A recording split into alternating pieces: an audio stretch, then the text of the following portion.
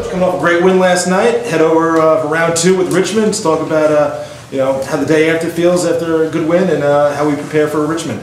Well, watching the tape, I thought that we made some toughness plays, some physical plays as a team, and as some individuals stepped up and made some plays that helps win the game. But we got to play better down the stretch than we did last night, especially going on the road to Richmond on Saturday. But it was a gut check win.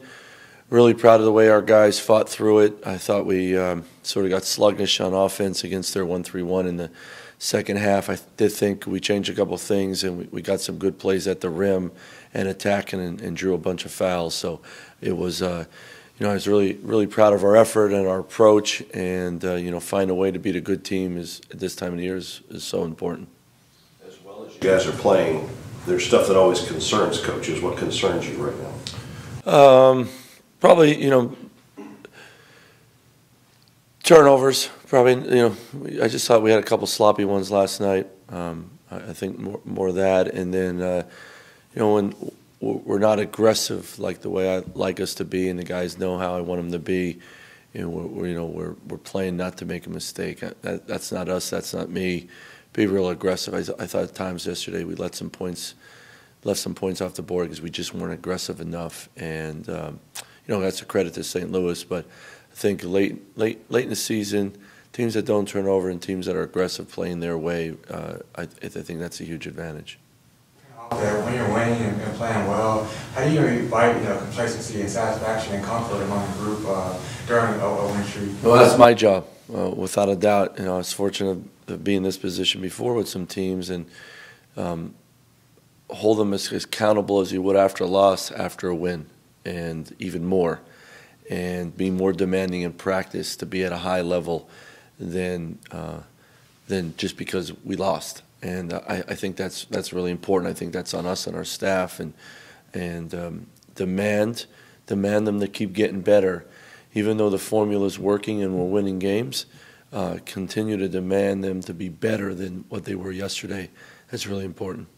How is Richmond different, if at all, than the last time you guys played them? I know it's only been a couple of weeks, but have they made it? Oh yeah, I mean, they're one of the hottest teams in the league. They're playing the right way. They're young guys.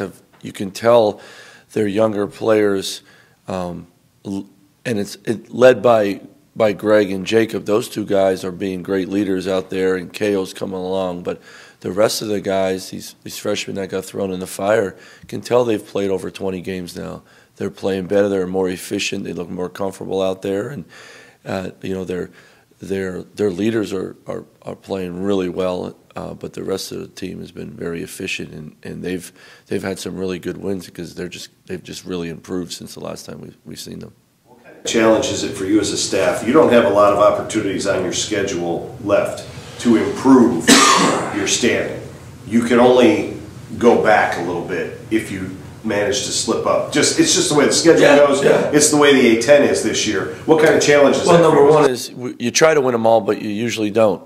So whatever happens as we move along here, it's still the plan that we always have. Is we got to get better every day, and if it's a loss, we got to get better from it. If it's a win, let's get better from it. So, I know it's coach cliche, but it's the truth around here. I want their best every day, win or lose. And if it's a loss, it's going to stink. We're going to fix it. We're going to figure it out and move on. If it's a win, we got to get better than that win. I don't look down the road at the schedule. We haven't talked about anything. If we take care of business that day and getting prepared for the next game, I mean, that's just how we've been all year long. The guys know that formula has been working. But let's be more demanding of ourselves late in the year, just not trying to finish up or get to the next game. Let's be more demanding and see if we can get a little bit better before we get to Richmond. It's going to give us a chance to get a road win, and that's really hard to do in this league. They have a film from the last game where a lot of things didn't go right for them and a lot went right for you guys, and you won by 21 points. So they have stuff to adjust. Does that, when you meet a team a second time and you won the first game, is it almost more difficult to win the second game? I don't know if it's more difficult to play a team a second and third time because coaches are making adjustments and in-game adjustments. So you just gotta take care of you. You scout the opponent really hard, but you make sure your team's ready for any changes. In this rivalry, and I've seen it for a long time, you could win the last game by 20, and then the next game, everything's up in the air. So we're not going to, we're going to use the last game for things that have helped us and things that we got to be ready for. But it's, when the ball goes up, the scoreboard 0-0. Last game doesn't matter. And last year they came here and they knocked us out early, and that was it. Over there, last year we got a good lead. It looked like we could finish the game. We're going to get a W, and they took it from us. And that's what we know. Is scouting a little more of a challenge that when you play a team like Richmond, you're going to play every year, or Dayton, which you played 5 times the last couple of years. When you play a team that often, and just some of that stuff kind of go out the window, and just kind of you got to go. Yeah, I mean, as much as the scouting report goes on and the personnel, right? Players make plays. Players play the game. It's on our guys. It's on our players to be ready to go against a rival and find a way to win the game on the road. I mean, and now we're going to give them a plan, and we're going to prepare. But that's why we play the game, because players play it. And I want our guys to be really aggressive. I want them to be confident, but I also want them to be loose to really enjoy this. But go play and go win the game. I think that's really important that they play that way. Talking about Richmond's efficiency, one area in there has been shooting the ball better from deep. Yeah. What did you maybe see from last game against them, the way they shot the ball in that game that you'll maybe say can adjust heading into this one? Well, we can't allow them to have any free looks and just run their offense freely and allow guys to just catch it, wind up and knock it down. Can't let guys just be able to play in space. So they're so much more efficient. And, the result is when you play more and more and you have more experience and their coach is giving those guys confidence to shoot the ball, you start seeing it go in, it goes in more. And we got to be ready for that. And we just like we've been doing all year long, let's not give anybody easy touches, easy looks, easy opportunities to score. And, that Richmond, they do a really good job of spacing the floor and getting each other shots, and we got to make sure we're ready for that. Do you expect more emotion than usual in that building, not just because it's a rivalry, but given everything that Chris has been through in the last 10 days or so? Yeah, definitely. The one thing that's really, really impressive and tells you a lot about Coach Mooney and his staff is their players and their former players have rallied around their coach. That says a lot. So I'm sure there'll be some added energy to it, but it's also the rivalry has enough energy to it without a doubt. Page is going to turn to college is going to turn to March here pretty soon. So just a different feel, or is it just different once we get into that month for college basketball? Without a doubt. And as I tell our guys, this time of the year, some teams are looking to pack up their uniforms, others are looking to wash them to wear them again, and we want to continue to wear them again all the time. And I think it's a fun time to be in the city of Richmond. How much everybody loves college basketball, that you get to March and you get to keep playing.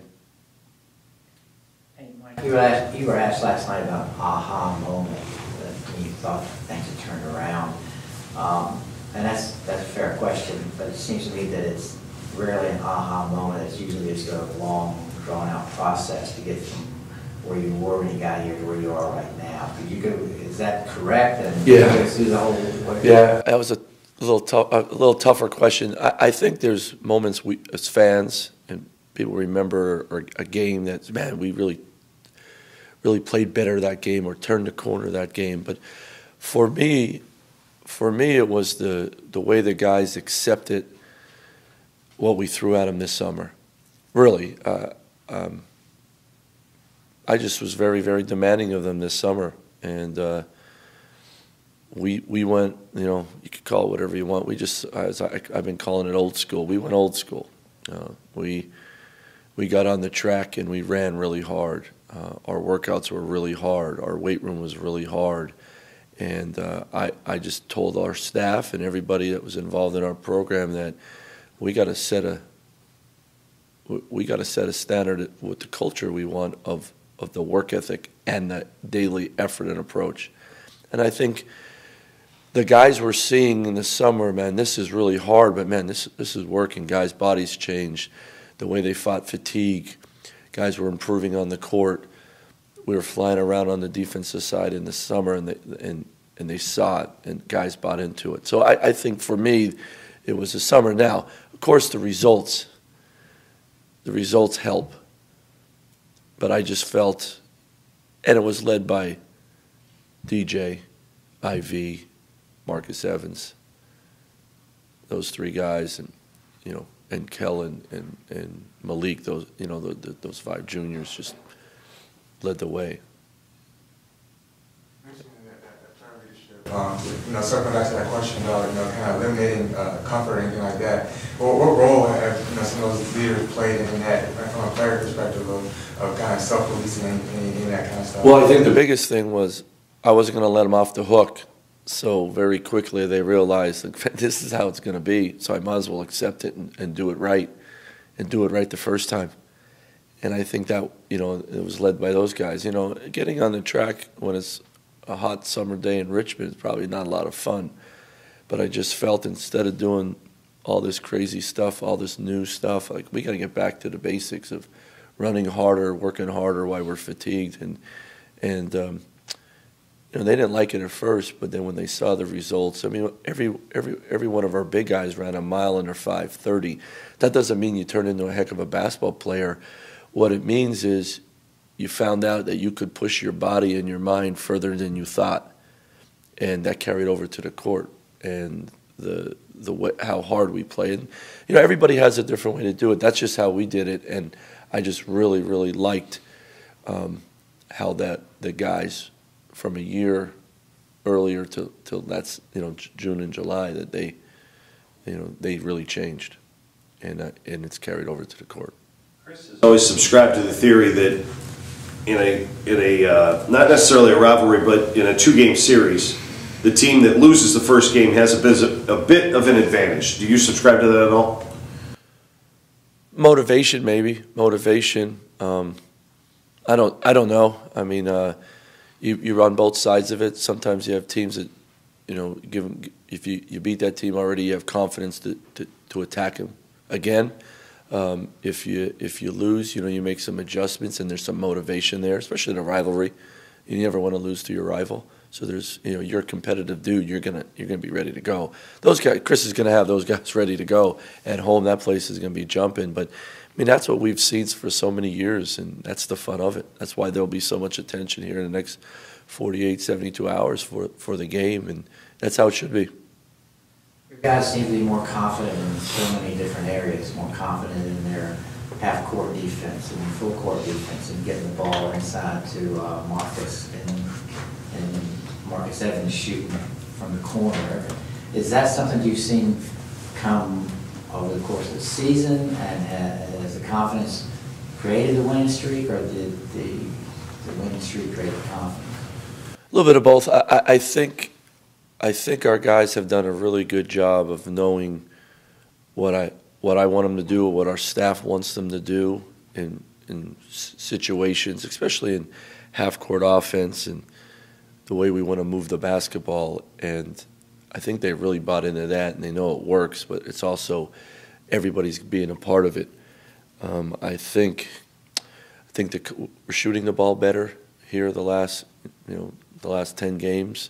I think that has helped our confidence tremendously. I think our half-court defense, that's who we are, and that's been there from day one. And I think our guys know that that's the reason we're in the position we are right now, is because in the full court and the half court we're playing defense at a high level, and when we stick to the plan on the defensive end, it puts us in a position to win, to be successful. And let's not change from that. Let's stick to that for sure. But they talk about it. They know.